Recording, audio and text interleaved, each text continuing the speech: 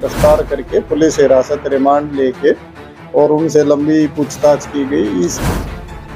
इनसे अभी हमने $5000 तथा पासपोर्ट व वीजा जो ले जाने की वारदात।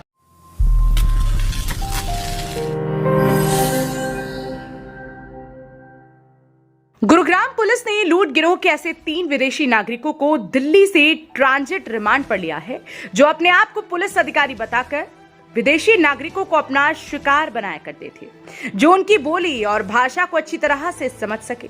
दरअसल दिल्ली पुलिस ने आरोपियों को ऐसी वारदातों में गिरफ्तार किया था जिन्होंने पुलिस पूछताछ के दौरान साइबर सिटी के सेक्टर 32 में अपना इलाज कराने के लिए आए हुए यमन के नागरिक के साथ धोखाधड़ी करके $4300 लूटने की वारदात को अंजाम देना कबूल किया था, जिस मामले में गुरुग्राम पुलिस ने तीनों इराकी नागरिकों को दिल्ली अदालत से ट्रांजिट रिमांड पर लिया है। 15 जनवरी 2023 को एक यमन के नागरिक जो यहाँ पे अपने इलाज के लिए आए हुए थे और वो जो हॉस्पिटल से बाहर जब जा रहे थे तो उनको 3 लोगों ने रोका और उनकी ये कह के कि हम पुलिस ऑफिसर हैं और आपकी तलाशी लेनी है, हमें डाउट है कि आपके पास ड्रग्स हो सकती हैं।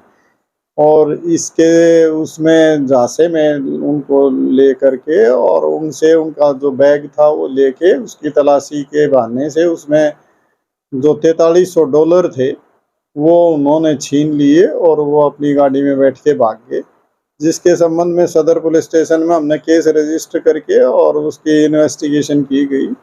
ड्यूरिंग इन्वेस्टिगेशन हमें पता चला कि दिल्ली में कुछ लोगों को अरेस्ट किया है दिल्ली पुलिस ने और उन्होंने हमारे यहाँ की वारदात के बारे में भी कन्फेशन किया है, जो उनसे पूछताछ करके अब हमने उनको अपने इस मुकदमे में गिरफ्तार करके पुलिस हिरासत रिमांड लेके और उनसे लंबी पूछताछ की गई। इसमें पूछताछ के दौरान पता चला है कि ये लगातार इस तरह की NCR में वारदात करते रहे हैं और इन तीनों ईरानी लोग हैं। इनकी इन्वेस्टिगेशन अभी जारी है। पूछताछ से हमें उम्मीद है कि इनसे और भी मुकदमों के बारे में खुलासा होने की पूरी संभावना है, तो गहराई से इनसे पूछताछ की जा रही है। आपको गुरुग्राम पुलिस की गिरफ्त में दिखाई दे रहे ये तीनों आरोपी इराक के रहने वाले हेसिंग, रजाई फोर्ट, मेरामड हुसैन, अब्दुल इस्लाम हैं, जो कि बड़े ही शातिर किस्म के अपराधी हैं, जिन्होंने 15 जनवरी को उस समय यमन के नागरिक को अपना शिकार बनाया, जिस समय वहां सेक्टर 32 के एक अस्पताल में इलाज कराने के लिए आया था, जिन्होंने अपने आप को पुलिस अधिकारी बताते हुए पीड़ित से $4300 पासपोर्ट व वीजा आदि दस्तावेजों को छीनकर फरार हो गए थे, जिसका मुकदमा गुरुग्राम के सदर पुलिस थाने में पीड़ित की शिकायत पर दर्ज किया गया था।